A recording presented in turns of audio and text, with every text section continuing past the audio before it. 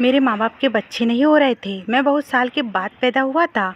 हम घर में 3 परिवार थे, मैं, मेरी बूढ़ी माँ और मेरे पिताजी। मेरी माँ इतनी बूढ़ी हो चली थी कि उसमें घर का काम करने की भी ताकत नहीं थी। पिताजी हमेशा बीमार रहा करते थे।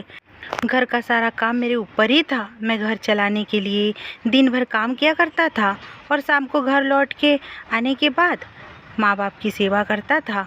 फिर रात को अपने हाथों से खाना बनाकर तीनों एक साथ बैठकर खाना खाते थे। माँ को यह सब मेरी तकलीफ़ अच्छी नहीं लगती थी। मेरी माँ मुझसे रोज़ कहती थी, अब तुम शादी कर लो, जिससे तुम्हें भी थोड़ा आराम मिलेगा। मैं भी कुछ दिन इस बात को टालता रहा, लेकिन आज मैं माँ की बात को नहीं टाल सका और शादी के लिए हाँ कर दी। इसका नाम मीरा था। जैसा नाम वैसा काम। मेरी पत्नी भी वैसे ही मिली आई, जो मेरे माँ और पिताजी की आंखों का तारा बन गई। मेरी पत्नी माँ को घर का कोई काम करने नहीं देती थी, उन्हें आदरपूर्वक सेवा करती। ससुर का भी पालन पूर कर घर का काम सावधानी पूर्वक किया करती थी, जिससे घर का कुछ नुकसान ना हो। मैं भी अपनी पत्नी से बहुत खुश था। दिन भर काम करने के बाद जब मैं घर लौटता तो मेरी पत्नी घर के दरवाजे पर खड़ी मिलती और मुझे प्यार से दरवाजे के अंदर ले जाती। इसी तरह दिन गुजरते गए। अचानक पिताजी इस दुनिया से चल बसे। घर में मातम सा छा गया। परिवार घर दुख में डूब गया, लेकिन मेरी पत्नी मेरे साथ खड़ी रही और पारिवारिक स्थिति को सामान्य करने का पर्यटन करने लगी। अभी पिताजी की मृत्यु का शोक थोड़ा कम भी नहीं हुआ था कि माताजी स्वर्ग सिधार गई। अब तो मानो मेरी और मेरी पत्नी के जीवन का सितारा ही टूट गया। हम दोनों असहाय हो गए। कभी मैं पत्नी को समझाता तो कभी पत्नी मुझे समझाती, लेकिन माता पिता का शोक हम दोनों को अंदर से कमज़ोर बना दिया था। एक बुद्धिमान और साथी स्त्री होने के कारण वह अपने को संभाल ली और फिर मुझे भी दुख के सागर से बाहर लाने की कोशिश करने लगी। स्थिति धीरे धीरे सामान्य होने लगी। इस बीच मेरी पत्नी ने एक बेटे को जन्म दिया, जिसका नाम मोहित रखा। पुत्र प्राप्ति के बाद हम दोनों अपने बच्चे में व्यस्त रहने लगे, जिससे माता पिता का शोक लगभग मिट ही गया था। हम दोनों सुखपूर्वक जीवन यापन करने लगे, लेकिन शायद मेरे तकदीर में सुख बहुत थोड़ा था। मोहित करीब 1 वर्ष का हुआ होगा कि उससे उसकी माँ का प्यार छिन गया। मेरी पत्नी का देहांत हो गया। अब तो मेरी दुनिया ही उजड़ गई थी। दिन रात चिंता में कि अब मोहित बेटे का पालन पोषण मुश्किल हो रहा था। इतने छोटे बच्चे को छोड़कर बाहर भी नहीं जा सकता था। एक भयानक समस्या आन पड़ी थी। अब मेरा दुख सुख बांटने वाला कोई नहीं था। आसपास के लोग जब मेरा दुख देखते तो दूसरी शादी करने की सलाह दिया करते थे। कुछ दिन तक तो मैंने भी ये बात टाली, लेकिन जब मुझे लगा कि बिना दूसरे विवाह किए मैं अपने बेटे को नहीं संभाल सकता था, इसलिए एक कोमल नाम की लड़की से शादी कर लिया। जब से घर में कोमल आई, उसका व्यवहार कुछ अच्छा दिख रहा था, इसलिए जल्दी ही मैं घर का सारा काम कोमल पर सौंप दिया।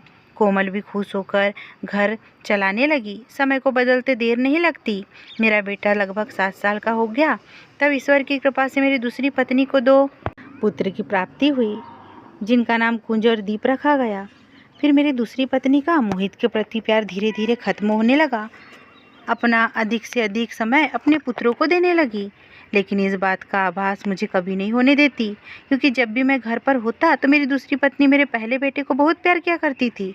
इतना ही नहीं, पहले बेटे को ही प्यार बेटा का कहकर पुकारती थी। समय बीतता गया। मेरा बड़ा बेटा लगभग 12 वर्ष का हो गया और परिवार में हर वक्त खुशी की वर्षा होती।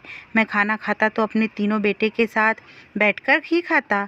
एक एक दिन बड़े आनंद पूर्वक कट रहे थे। अचानक मेरी दूसरी पत्नी की मन में एक दिन अपने सौतेले बेटे के प्रति घृणा पैदा हो गई।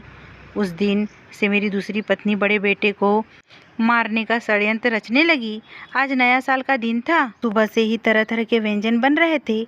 आज मैं घर पर ही था। जब खाना बनकर तैयार हो गया तो मेरी दूसरी पत्नी अंदर से अपने दोनों बेटे और सौतेले बेटे मोहित को मुंह हाथ धोकर खाने को बैठने को कहा। सभी बच्चे आज बेहद खुश थे। तीनों भाई जल्दी से मुंह हाथ धोकर खाने को बैठ गए।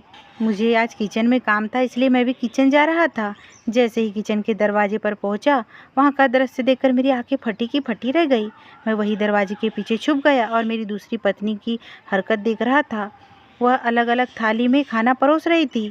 3 थाली को छोड़कर चौथी थाली में जहर मिला रही थी। उससे थाली को मैं बड़े गौर से देख रहा था। फिर उस समय बिना कुछ बोले ही खाने की मेज पर बैठ गया, जैसे ही मैं कुछ नहीं जानता हूँ। मैं यह सब देख लिया। इस बात से वह भी बेखबर थी। कोमल अंदर से 4 थालियाँ लाई और सबसे पहले सौतेले बेटे के पास जहर वाली थाली, फिर अपने दोनों बेटों को, और अंत में मेरे सामने वह थाली रखी जिसमें जहर नहीं था। जैसे ही मैंने जहर वाली थाली मोहित बेटे के पास देखा, मेरा दिल टुकड़े टुकड़े हो गया। मैं झटके से मोहित बेटे की थाली अपने पास खींच लिया और अपनी थाली उससे बढ़ा दी। इतना देखते ही मेरी दूसरी पत्नी आग बबूला हो गई। वो दौड़ते हुए आई और मेरे सामने रखी जहर वाली थाली आंगन पर फेंक दी। जैसे ही भोजन आंगन में गिरा, उस समय उधर से एक बिल्ली गुजर रही थी। उस भोजन को खाने लगी। कुछ ही पल में बेहोश होकर वह गिर पड़ी। इस घटना से मोहित बेटे का मन विचलित हो गया और आशंका से भर गया और सोचने लगता है कि वह इस घर में कभी भी मौत के मुंह में जा सकता है। मेरे बेटे ने घर छोड़ने का मन बना लिया था और मैं अपने बेटे को रोक भी नहीं पाया, क्योंकि मैं भी उसको जीवित देखना चाहता था। अपने हृदय को थाम कर ईश्वर से प्रार्थना करते हुए मन ही मन में कहा, भगवान मेरे पुत्री की रक्षा करना। मेरा बेटा ठोकर खाता हुआ दिल्ली पहुंच गया। स्टेशन पर भीख मांगकर जो पैसे मिलते उसमें से कुछ खाता और कुछ बचा कर ले जाता। उसके पास जब कुछ पैसा इकट्ठा हो गए तो वो सोचने लगा कि भीख मांगना छोड़कर कुछ काम करूं, लेकिन समस्या यह थी कि उस शहर में अकेला और अनजान था। ऊपर से उम्र भी कम थी, जिसके कारण कोई काम पर नहीं रखेगा। इसी सोच में डूबे भीख मांगते हुए आगे बढ़ता जा रहा था कि अचानक एक समाचार पत्र बांटने वाला व्यक्ति आगे से गुजरा। शायद वो मेरे बेटे को एक संदेश दे रहा था कि बेटा, दुनिया में बहुत से ऐसे काम हैं जो तुम कर सकते हो। फिर क्या था, इस समय एक मैगनीज सेंटर पर पहुंचकर कुछ अखबार खरीदा और स्टेशन पर आकर बेचने लगा। अब उसे लोगों के सामने हाथ नहीं फैलाना पड़ता था। अपनी मेहनत से पैसे कमाता और खुश रहता। आज जब वह समाचार पत्र लेकर निकला तो स्टेशन पर पहुंचा तो एक कोठारी व्यक्ति जो किसी विदेशी कंपनी का मालिक था उसके सामने आकर खड़ा हो गया और बोला, बेटा एक समाचार पत्र देना। 5 रुपए का नोट उसके हाथ में रख दिया। मेरा बेटा बोला, बाबूजी इस अखबार की कीमत सिर्फ 3 रुपए है। मेरे पास 5 रुपए का छुट्टा नहीं है। ये पैसे आप रख लीजिए, कल दे दीजिएगा। आप अपने आवास का पता मुझे दे दीजिए, मैं रोज़ सुबह अखबार वहाँ पहुँचा दिया करूँगा। वह व्यक्ति बोला, बेटे तुम रोज़ वहाँ अखबार ज़रूर पहुँचाना, लेकिन यह 5 रुपए का नोट तुम अभी रख लो, छुट्टा हो जाने पर मुझे दे देना। फिर वह अपने आवास का पता देकर चला गया। तो सबसे पहले उस सज्जन व्यक्ति के आवास पर पहुँचा और वह सज्जन व्यक्ति कब कौन किस समय संसार को छोड़कर चला जाएगा, इसलिए आप इसे स्वीकार करें। इस बात से वह सज्जन व्यक्ति बहुत प्रभावित हुआ। फिर मोहित को गले से लगाकर रो पड़ा और बोला, बेटा आज से तुम यह काम नहीं करोगे। तुम्हारी ईमानदारी मुझे तुमको बेटा कहने पर मजबूर कर दिया। आज से तुम मेरे बेटे हो, तुम अब यही मेरे पास रहोगे। मोहित की आंखें भी झलक गई। उस दिन के बाद मेरे बेटे की जिंदगी ही बदल गई। अब दोनों साथ ही रहते थे। सज्जन व्यक्ति मोहित को अपने बेटे के जैसा मानता था। मेरा बेटा मोहित भी उसे पिता की तरह आदर करता था। जब मोहित थोड़ा बड़ा हो गया तो मोहित को वह व्यक्ति अपनी कंपनी की देखभाल का भार सौंप दिया। प्रतिमाह 20,000 रुपये देने का फैसला किया। मेरे बेटे मोहित को इस बात का पता तो उसकी खुशी का कोई ठिकाना नहीं रहा। साथ साथ वह बहुत दुखी भी हुआ और दौड़ता हुआ उस सज्जन व्यक्ति के पास गया और खुशी से उनको गले लगा लिया और उन्हें प्रणाम किया, जिससे व्यक्ति को बड़ी खुशी हुई। लेकिन थोड़ी देर बाद मोहित बेटा फूट फूट कर रोने लगा, जिससे वह सज्जन व्यक्ति आश्चर्य में पड़ गया और रोने का कारण पूछने लगा। कुछ देर तो वो चुप रहकर बोला, बाबूजी आप मुझे पिता की तरह प्यार दिया है, इसलिए मैं काम के बदले पैसे नहीं लूँगा। इस पर वह व्यक्ति बोला, बेटा यह सब ठीक है, मैं तुम्हें पिता की तरह पाला, लेकिन तेरा परिवार तो होगा। यह बात मैं तुमसे पहले इसलिए नहीं पूछा कि यदि कुछ ऐसी दुखदाई बात होगी तो तुम्हें दुख होगा, परंतु आज तुम्हारे पास सब कुछ है, इसलिए मैं सब कुछ जानना चाहता हूँ। ऐसी क्या वजह थी जो तुम्हें सड़क पर भीख मांगने पर मजबूर किया? मोहित की आंखों से आंसू की धारा बहने लगी। फिर वह सज्जन व्यक्ति को अपने जीवन में घटी सारी घटना विस्तार से बताई। फिर वह सज्जन व्यक्ति मोहित को अपने हृदय से लगाकर उसके माथे को सहलाया और समझाया कि बेटा, माता पिता बाहर से कितने भी बड़े कठोर क्यों ना हो, अंदर से अपने संतान के लिए बहुत प्यार होता है और संतान के लिए सदा पूज्य होता है। इसलिए तुम्हें उनका सम्मान करना चाहिए। और वहाँ तुम्हारे पिताजी है जो तुम्हें दिल से चाहते थे। मोहित की आंखें खुल गई। उसे जीवन का एक महत्वपूर्ण बात समझ में आ गई। मोहित को सौतेली माँ की गलत व्यवहार ने एक आदर्श मानव बना दिया। मोहित उस सज्जन व्यक्ति के सामने अपनी गलती स्वीकार कर इस समय अपने पिता को 20,000 रुपये और साथ में एक पत्र भेजा। पत्र में वो अपनी तरक्की के बारे में साथ साथ अपनी माँ को 100 बार प्रणाम और धन्यवाद दिया, जिसके कारण वह इस मुकाम को हासिल किया है। फिर वो अपनी माँ से आग्रह किया कि वह दोनों भाइयों को खूब पढ़ाए, पैसे की चिंता ना करे। जब भी किसी प्रकार की समस्या हो मुझे पत्र लिखना, पिताजी का ख्याल रखना। माँ, मैं जल्द ही घर आऊँगा। पत्र जोर से पढ़ना शुरू किया। कोमल ध्यानपूर्वक सुन रही थी। आखिर पत्र में क्या लिखा हो सकता है। पत्र समाप्त होते ही कोमल फूट फूट कर रोने लगी और अपने आप को कोसने लगी।